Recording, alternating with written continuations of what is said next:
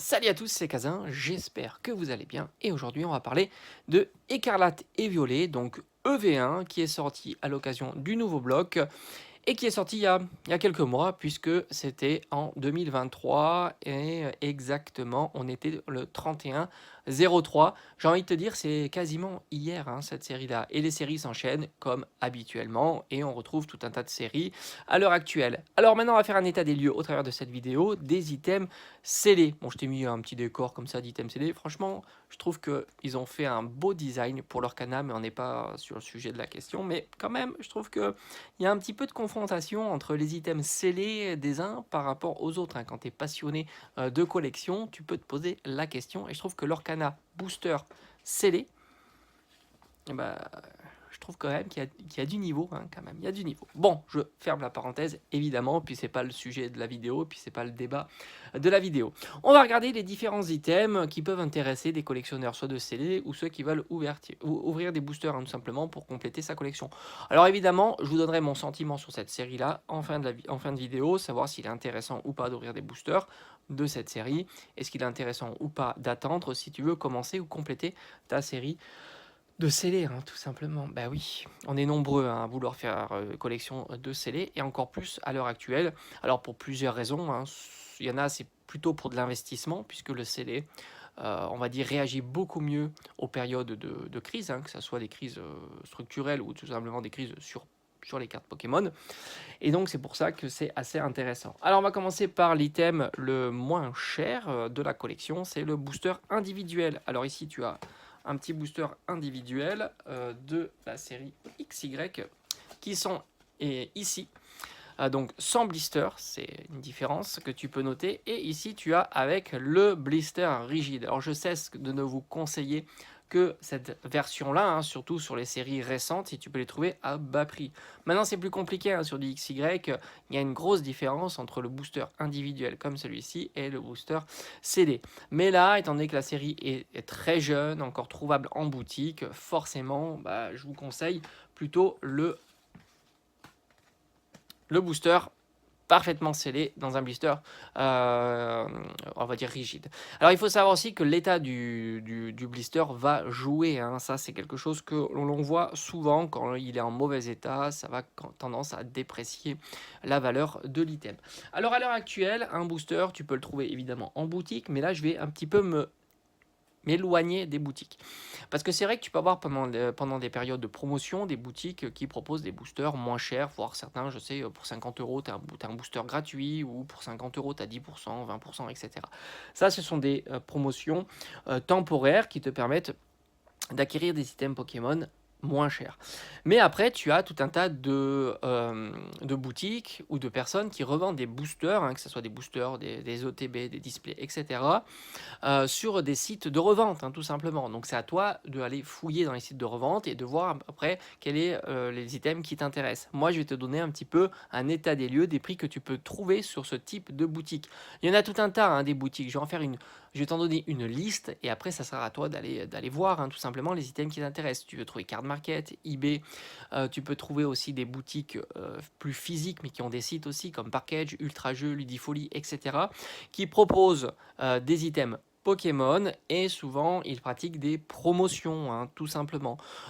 Sur certains lots, sur certaines quantités, tu peux avoir des promotions que ce soit 10%, 20%, mais ça reste temporaire et puis il faut suivre, tout simplement. Donc, revenons un petit peu au booster individuel. Alors cette fois-ci, je vais m'attaquer au booster individuel sous blister, le booster individuel sans blister. Je ne m'y risquerai pas. Il y a tout un tas de problématiques qu'il peut y avoir avec un booster qui n'est pas parfaitement scellé. Vous l'avez vu, si vous regardez un petit peu les vidéos, il peut y avoir des problèmes de booster ouvert et recollé. Il peut y avoir des problèmes de booster pesé. Enfin voilà, c'est préférable dans une collection, lorsque tu connais pas trop l'origine des items, d'aller sur des items plus sûrs comme des items parfaitement scellés. Alors le prix d'un booster scellé, sous rigide, c'est aux alentours de 4,50 € pour écarlate et violet. On est quasiment au même prix de EV2, hein, que j'ai fait d'ailleurs une vidéo. Je t'invite à aller la voir si tu l'as pas vue, hein, tout simplement sur l'état des lieux des items EV2. D'ailleurs, on verra que au travers de cette vidéo que les items EV2 et EV1 sont quasiment équivalents. Malgré tout, la série est diamétralement opposée, hein, on peut le dire. On continue avec des items qui sont très intéressants aussi, soit à l'ouverture, soit à en garder en scellé, même si ce n'est pas les items que je préfère en règle générale. Moi, je préfère les boosters individuels, comme ceci, je les trouve vraiment très très sympas. Mais dis donc, si j'avais à choisir, après, j'irais plutôt sur les tripacks que je trouve aussi assez intéressants. Et puis, si tu as de la chance d'avoir des tripacks un peu atypiques avec 3 illustrations identiques, bah, c'est une petite plus-value supplémentaire et je trouve que ça apporte un cachet supplémentaire à ta collection de scellés. C'est un petit peu plus rare, c'est pas exceptionnellement rare, mais ça reste plus rare qu'un tripack classique. On retrouve deux illustrations, Oyakata et Arcana. Alors là aussi, étant nostalgique des Pokémon plus anciens, je préfère l'illustration Arcana, mais Oyakata, ça peut être aussi une bonne idée. Les deux pourraient se valoir dans les années à venir, hein, tout simplement. Donc deux tripacks. À l'heure actuelle, les tripacks, leur prix est similaire. Tu peux les trouver pour aux alentours de 14,50 €. Voilà, grosso modo, c'est 14,50 €, ce qui te fait un prix relativement raisonnable pour 3 boosters et une jolie carte promo. Les deux cartes promo sont jolies. Je préfère largement les cartes promotionnelles de ce bloc, enfin de cette série-là, que EV2, où là je suis plus déçu. Après, c'est un avis personnel. Donc là aussi, 14,50 €, ça reste raisonnable hein, pour un tripack. On les a certainement vus plutôt vers les 16-17 €. Maintenant, ça a un petit peu baissé. Et pour débuter une collection en scellé, si tu as peur que les prix remontent ou que tout simplement l'item soit plus disponible par la suite, pourquoi pas. Mais je te donnerai plutôt mon sentiment par la suite. J'ai l'impression que les stocks sont quand même assez importants sur ces tripacks. Et à l'heure actuelle, je pense pas que les tripacks seront beaucoup achetés. Enfin là, c'est un sentiment. Je pense que les gens sont prioritairement sur 151. Et attendre, bon, il y aura aussi 4.5, même si moi je la trouve pas exceptionnelle cette série-là, mais bon, pourquoi pas, hein, après chacun les goûts et les couleurs, hein, on n'est pas là pour en discuter.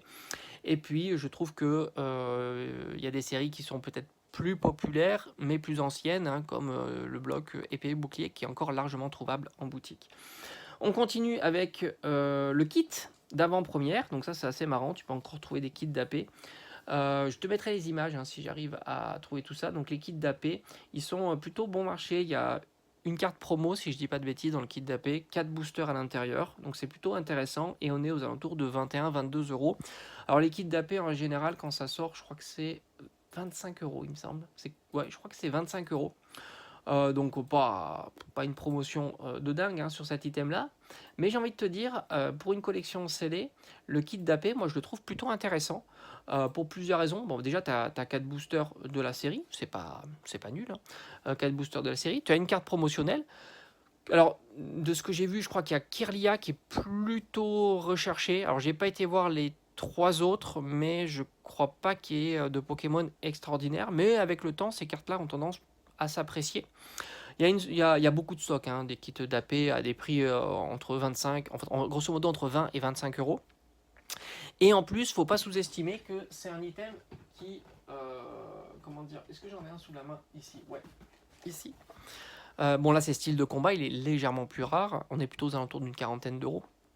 Mais ça, c'est un item qui a tendance à un petit peu s'apprécier avec le temps. Et surtout, alors pas maintenant parce qu'il y a des grosses quantités, hein, tu le sais.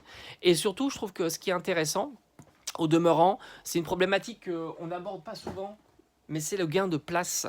Je trouve que 4 boosters bien fermés, avec une carte promo, je trouve c'est joli, ça prend pas trop de place, c'est plutôt intéressant. Et puis il y a le blister scellé autour, qui fait un peu plus gage d'authenticité, où ça n'a pas été ouvert, etc., recollé, ou des choses comme ça, des coffrets. On pourrait imaginer que il soit pas si safe que ça. Donc moi je trouve que c'est un item très intéressant en tous les cas. Mais en tous les cas, à la fin de la vidéo, je ferai un bilan d'ensemble. Alors il y a 2 ETB pour cette série-là. Tu as Miraidon et Corédon.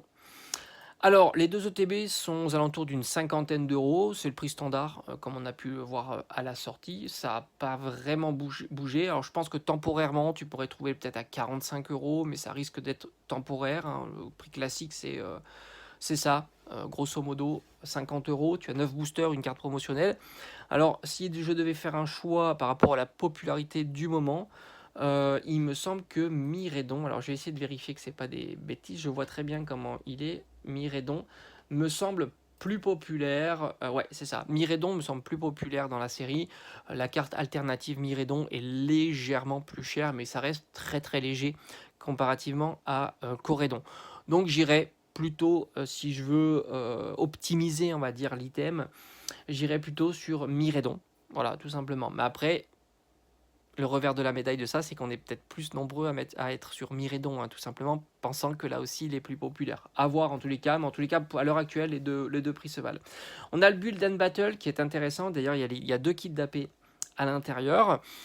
Et tu retrouves aussi 3 boosters supplémentaires, ça fait 11 boosters. Et là aussi, on est aux alentours de 50 €. Donc tu vois, tu as 2 boosters de plus que le TB. Bon, c'est un objet scellé à garder en scellé qui, pour moi, je trouve pas exceptionnel parce qu'il est très grand. En fait, c'est toujours une question de place, hein. Je trouve que c'est voilà, c'est un peu embêtant d'avoir un item assez grand qui t'occupe un gros espace, tout simplement. Mais sinon, voilà, tu as quand même 11 boosters. Tu auras 2 cartes promotionnelles à l'intérieur puisque tu as 2 kits d'AP à l'intérieur plus 3 boosters. Et puis, je pense qu'il y a des items, des goodies, des choses comme ça à l'intérieur ou peut-être un deck d'énergie, enfin, des cartes comme ça qui sont, pour moi, n'apportent pas grand-chose à l'item. Mais il reste bon marché et je ne serais pas surpris que cet item-là soit déstocké, hein, tout simplement parce que maintenant, à l'heure actuelle, je pense pas que c'est un item qui se vende très très facilement, tout simplement, de par cette problématique du fait que bah, tu as plein d'items qui t'intéressent pas à l'intérieur, tu as 11 boosters, c'est vrai que c'est intéressant, mais le reste, c'est pas ouf, et puis ouvrir du EV1 en ce moment, je pense pas que ça soit très intéressant. La display, elle aussi, a bien dévissé, on est autour de 150 à 160 €. Grosso modo, alors la display, c'est comme d'habitude, hein, c'est l'item un peu phare de l'item scellé, de l'item à garder en scellé. Donc, ça sera toujours des items qui seront recherchés par la suite. Maintenant, si on fait un bilan général de cette série-là, donc pas mal de petits items pas trop chers comparativement au Day One, hein. Le booster sous blister 4,50, c'est plutôt cool. Les tripacks aux alentours de 14 €, c'est plutôt intéressant aussi. Les ETB sont toujours bon marché. En gros, tous les items n'ont pas bougé, voire ont diminué légèrement. Maintenant, ce qu'il faut savoir, c'est qu'on est dans une période qui est plutôt très creuse et que les cartes à l'intérieur de cette série-là coûtent pas cher. La plus chère, c'est 40 €, qui est Miredon, justement, alternative, talonnée de près hein, par Mimosa, une trentaine d'euros. Tu as Corédon, une trentaine d'euros. Tu as aussi Gardevoir alternative, qui est une trentaine d'euros. Et là, tu as le top 5, grosso modo, des cartes les plus chères de cette série-là. Tu as quand même des cartes qui sont jolies, hein. Les AR sont quand même jolies dans cette série, hein. Il y a du soporifique, soporifique, je crois que c'est ça. Tu as du Riolu, du Ramolos qui sont quand même très cool. Donc c'est une série qui lorsque la tendance changera sur Pokémon, je suis assez convaincu qu'elle sera quand même recherchée de par les Pokémon anciens ou nouveaux qu'il y a dans cette série-là. Les cartes sont vraiment quand même sympas, hein. Dès l'instant que tu as des AR et des SAR, ça reste joli hein, quand même. C'est des cartes qui sont bien travaillées. Maintenant, je pense que la tendance n'est pas bon pour cette série-là. Et même en item CD, je ne serais pas surpris. Là aussi, il faudra que tu scrutes pas tant les boutiques parce qu'il y en a de moins en moins quand même de ces items-là. Il y a plus de EV2, EV3 que du EV1 en boutique. Donc j'irai pas plutôt vers les boutiques pour essayer de trouver du EV1, EV2, ou alors si, mais par le biais de Pokébox, de coffrets. Mais si tu veux des items vraiment ciblés sur EV1, j'irai pas tant à surveiller les boutiques, mais plutôt les revendeurs professionnels ou pas, sur des sites de revente, hein, comme je t'ai dit en préambule, plutôt du Card Market, du eBay, du Rakuten, etc.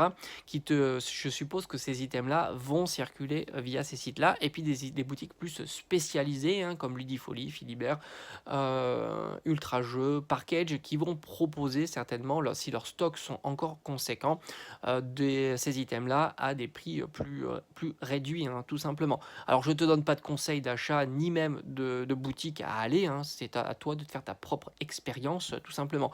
Après, voilà, c'est comme ça, hein. Il y a des vendeurs qui sont plus ou moins bons, etc., etc. Voilà, j'ai fait le tour de cette série.